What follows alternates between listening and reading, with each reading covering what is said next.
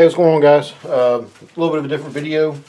This video is an AAR on the class I just came from. I was taking the Tire Group LLC 5-day tactical tracking course right there. And this was in Leesville, Louisiana. I'll give you a brief who, what, where. Tire Group LLC 5-day tactical tracking course. Leesville, in the Leesville, Louisiana, in the Kisatchie National Forest. The class averages $700 per slot, and there's usually 10 slots. It's a 50-plus hour course, and you're going to end up walking about around 8 miles a day, which doesn't seem like a lot, but when you're packing your gear and you're tracking people, and you got the stresses of the day on you, and the weather, and all that sort of thing, it gets you kind of tired at the end of the day. So, we'll go over day one. You all meet at a predetermined destination. We met at a little country store. Everyone got situated, made sure everyone had what they needed. Any last minute items, water, food, anything you brought, all the items you needed for that week. So for 5, 6, 7, 8, 9, so it's 5 days. All right. So all those days you're going to bring all the food and water you need. Emergency water is provided, but it's better if you bring your own water, because that way you don't have everyone dumping in on the emergency water and it ends up running dry and it's got to be constantly refilled. So bring your own food and your own water, MREs, whatever. I wouldn't necessarily try to rough it. I did. I mean, it was fine. I enjoyed the hell out of it, but I ended up packing all my things a little bit last minute. I'll go over the things I brought and what I suggest you bring, and in a moment. So day one, like I said, meet the predestined location, then hit the road. Then you all go and get into the park, and immediately you're out of your car, pens, pencils, you go to the sandbox. Now what the sandbox is a, I don't know, 30 by 30 box and of raked sand. And we would begin talking about tracking terms. And I got my little talking points right here, so I won't get off too far. Visual tracking techniques, so tracking terms like sign, cutting for sign, aerial sign, ground sign, displacement, color, discoloration, all that sort of thing. And we went over visual tracking techniques. So just your visual stuff. There is visual and non-visual. I'm not going to give away too much because you need to take the course to find out all this stuff. You go over your visual stuff you can see that's displaced or that's different in the natural environment, and you'll go over your gait and track interpretation. So your human gait, or in the way in which a person walks, and how you can interpret if that person is wounded, if they're carrying a lot of equipment, if they're carrying weapons, different things you can interpret that, or with that. You go through a walkthrough. Some of the instructors, there's the main instructor, we had 2 or 3 adjunct instructors that were there that set up a lane for us. It was about, I don't know, maybe a quarter of a mile long, kind of wound through the woods to show us different signs, what to look for, aerial and ground sign, displacement, flattening, different things of that nature. And we also went over the footprint ID card, and this is your footprint ID card. So hopefully you guys are checking that out. And for your footprint ID card, so you have a track. We did this in the sand pit. Someone would stomp, make a track for you, and you would analyze that track. You would draw, to the best of your ability, the lug patterns or what was visible on that track.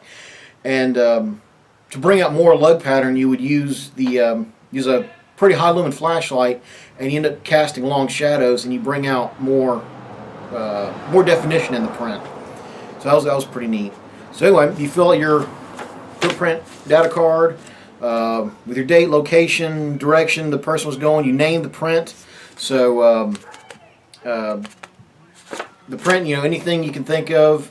I'll say it looks like a pumpkin face right there, so I'll call that guy, Pumpkin. So he's Pumpkin. So while I'm tracking, if I come across a print similar to this, that's Pumpkin. That's the same dude I'm looking for. Or if it's not if it's not the same print, there's another person that's either following him or with him or met with him, or it's contamination. But you'll learn more about that in the class. The type of footwear, a boot, shoe, or sandal. The category, whether they're flat, semi-flat heels, casual athletic work, and there's different ways of telling those. And you end up measuring the print, A, B, C, D, A being the length, B being the width of the heel ball of the foot, C being the length of the heel, and D being the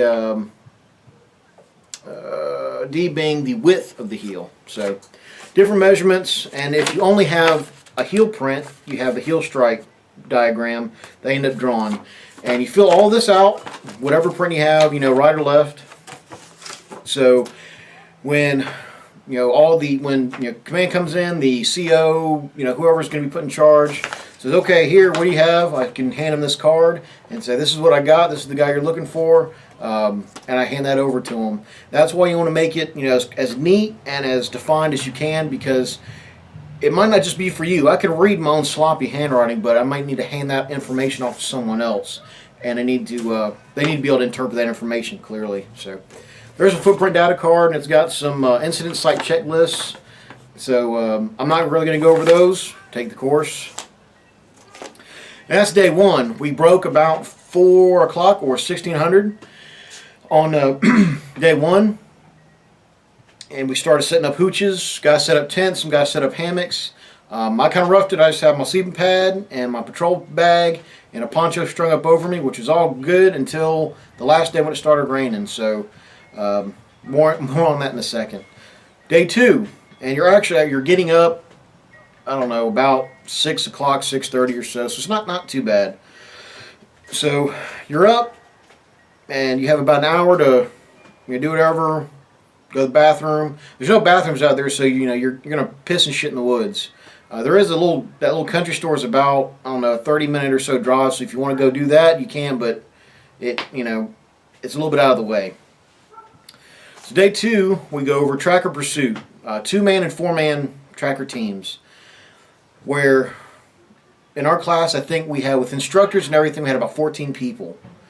So they would take. Well, one instructor would go with the 2 trackers or 2 people. So we'll say myself and another person who will be the tracker and his security person or the team leader. And then everyone else in the class would go. They're the rabbit or the quarry. And rabbit runs. And they take off in the woods. Now, it's not just the woods. It's, again, the Kisatchie National Forest in Louisiana. It's boggy. It's swampy. It's thick pine forest. It's really, really nice, but when you're trying to hunt down people or try to find people, it's a pain in the butt. So anyway, it just added to the experience. So you start off with a 2-man team.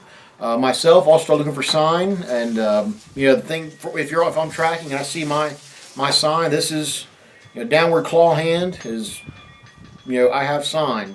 So I'm going and I have the sign. If I can't find it or I lose it, my hand's up, I lost a sign. The way it was explained to us, it's like catching a fly in a cup. I got it, I don't got it. So there's a freebie. I got sign, I lost it. Then you're going to end up moving into almost a 4-man team, which is your tracker, the team leader, and flank security, left and right security. And you're going to move as a team.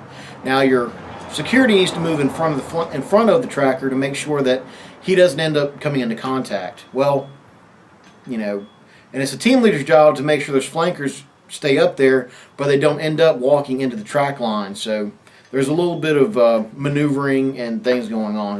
You'll learn that. Take the class. That's day two. All day you're going till about 5 o'clock or so, just before dark. Right now, because I took it June 5th to the 9th, so it gets dark about 5:30 or so. As you come back just before dark, get your chow, whatever, and rack out. Day 3 and 4, we started doing less time, so I'm still suffering from the little bit of a cold I had. Day 3 and 4, you're going to be left less sign. On day 2, when you just started out tracking, the rabbit would break branches, leave big scuffs, turn stuff over. I mean, make it pretty damn obvious. It looks like an elephant, went through the woods. Day 3 and 4, they're going to leave a lot less sympathetic sign, is what it's called.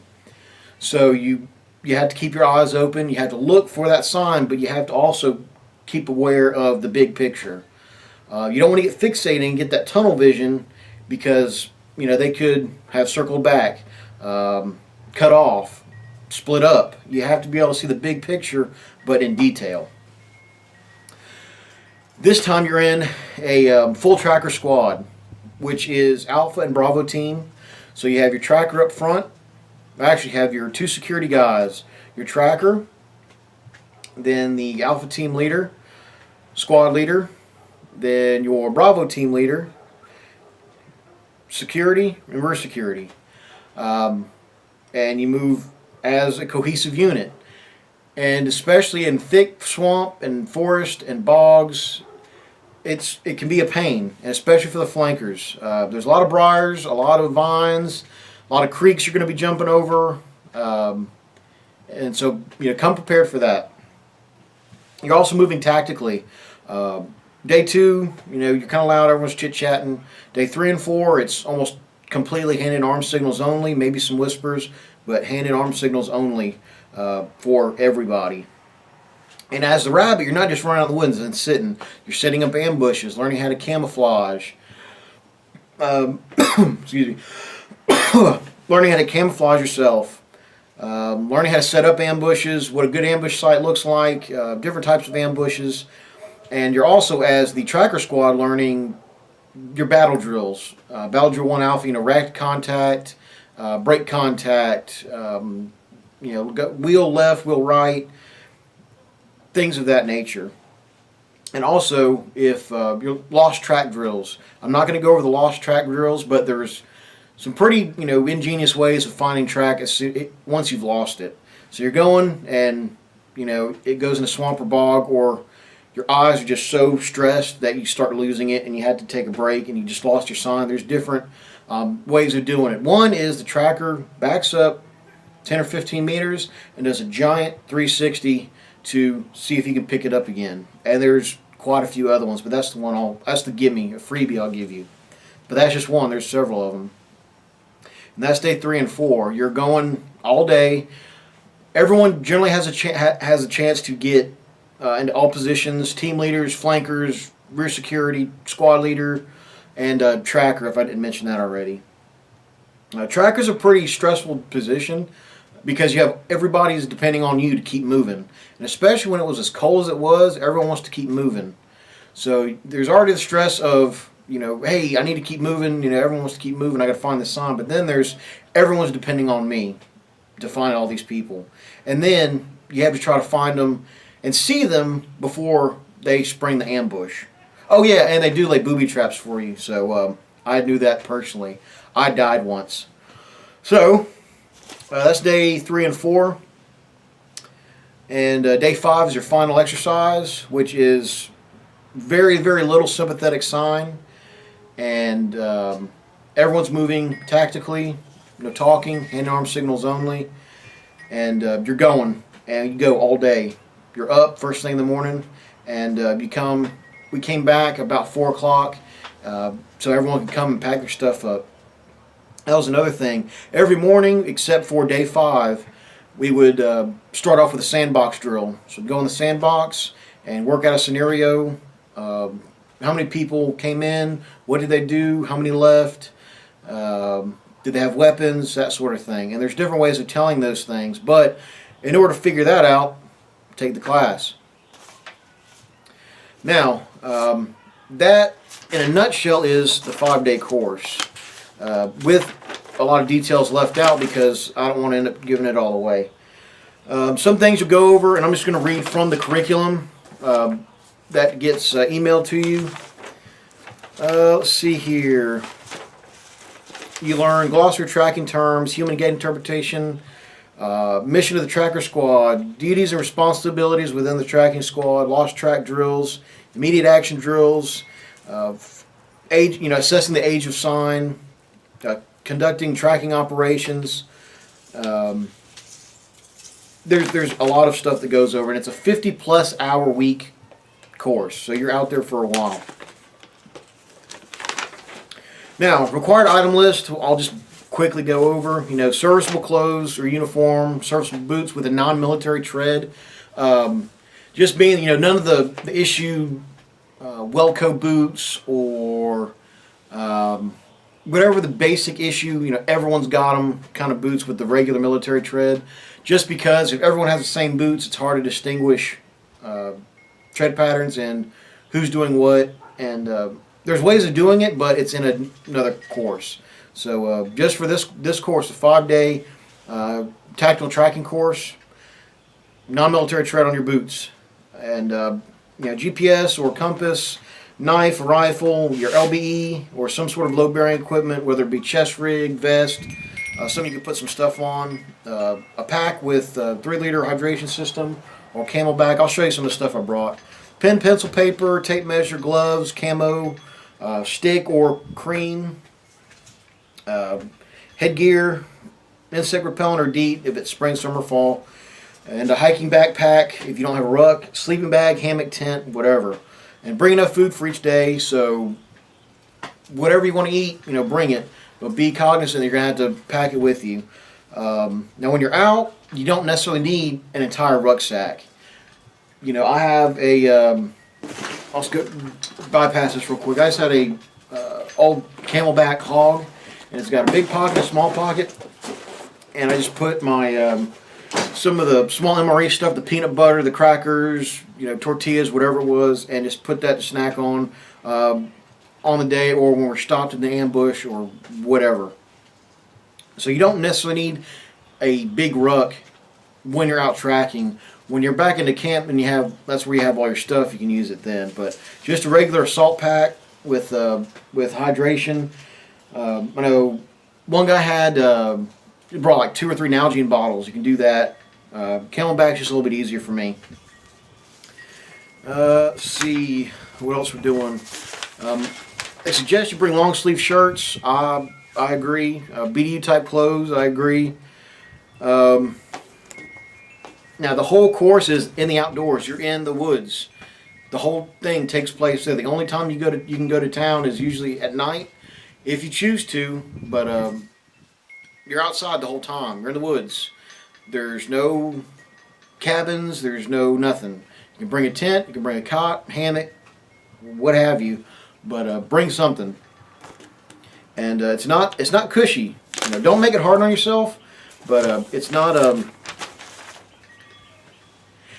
difficult course, but it's not an easy course. Okay. Just because you show up doesn't mean you pass. So now I'll go over some of the things that I brought. My pack was the Rush 72-hour pack. It held everything I needed. It has a ton of room in it, waterproof. It rained a little bit, no big deal. My camelback went over. It worked well. It held all the water I needed, all the stuff I needed. That was great. For LBE, I had my Lukey War Rig light. It was fine. You can bring magazines, but do not bring ammo unless you have called ahead and you're wanting to plan a hog hunt or something, because you are on national forest land and there's different regulations. I brought a rifle. I had not this one, but I had a Bulgarian AK-74. But do not bring ammo unless you have planned to hunt, and you know, you and John Hurth have the Chief Instructor has discussed it with you. So do not bring ammo.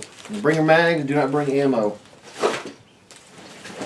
What else did I get? I wore my Woodland BDUs. They work great, especially there's thorns all over the damn place. Wear long pants and long sleeve shirts. Heavy duty if you got them, because you will get hung up on stuff. For footwear, I had these hiking boots, my Keen Targhee boots, and they were quite waterproof. They worked very well until the very last day. We were in the middle of swamp and everything was soaked. We were all soaked. It was raining. My pants were soaked, shirt was soaked, everything's soaked. So given the conditions, these things perform really well, and they're super, super comfortable. So if you're looking for some good hiking boots, these work very well. They say, and you're going over 8+ miles a day or so, so a comfortable pair of boots works, and it helps. And some thick, comfy socks. I think I just wore some Carhartt winter socks. So there's my boots. Oh, that was the other thing. And there's a compass. Brought my Linzada compass. That worked fine. Now, gloves. Bring some damn gloves. And reason being, especially in the wintertime, it's cold. These are cool gloves. They do not help keep your hands warm. Okay? They will help keep thorns and things out of your hands, which is good. But they will also get all torn to shit in the process. So these are great probably for the summertime. I would probably venture to say that the mechanics impacts with the big thick or the thicker material and the big rubber pads on the outside would fare a little bit better, especially in that environment with all the thorns and thistles and vines and things, than the standard mechanics gloves. And in the wintertime, bring some warm freaking gloves. Many times fingers are going numb, so bring some damn gloves, good gloves in the wintertime, and probably some of these mechanics, but grab the impacts or something for summertime. Headlamp saving at night. Just I don't know how many lumens this thing is. It's bright enough and helps you in the morning, especially when you're in your tent or whatever. You don't really need it when you're out there tracking because you come back before dark. So no big deal, but it's still nice to have one. So maybe that and a little flashlight works. Plus, oh, that's the other thing. And when you have your light on, you can work around your track and see different parts of your track. So, what else we got? Now, my personal experience, it was a great class. It was a real, I don't know, refreshing wouldn't be a good word. It was a nice break from the standard shooting classes, oh, shoot 1,000 rounds a weekend, what'd you learn? I could shoot a lot, that's it, It was a real eye-opening class, and it really puts a zap on your head. You become more attuned to the environment around you, and the one thing you will never look at the ground the same way again. And a funny story real quick, just, 2 days ago? Today is the 17th, so 2-3 days ago, one of the guys from our class was riding across some property, a friend of his, and there was a guy on a four-wheeler that was stealing a bunch of stuff. So he follows the guy. Guy jumps off the four-wheeler and takes off into the woods. Well, our guy picks up his track, follows him, and drives around, finds where he came out of the woods, out of the wood line, into the street, and follows him through the neighborhood. And everyone's calling the cops, and I don't know if they ended up catching the dude, but yeah, he followed the sign just as he was taught. So, and he followed this dude for almost 2 miles on foot. So the stuff works. It works very well. Now it's also environment dependent. Depending on what environment you're working in. Desert's going to be different than woodland and forest and all that sort of thing. Urban's quite a bit different, and you have to apply different techniques and go different distances to find sign, but it's there if you know what to look for.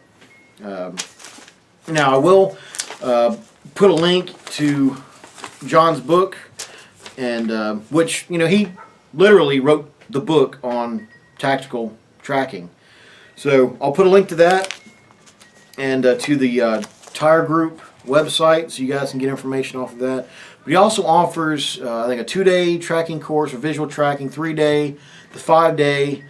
I know there's a counter tracking course, a 5-day counter tracking that's coming up, I believe in June. I'm going to try to make that one. And I want to say there's a 12-day advanced combat tracking or tactical tracking course. And some other things that John's working on. But if you want to learn how to find people, I definitely suggest looking him up.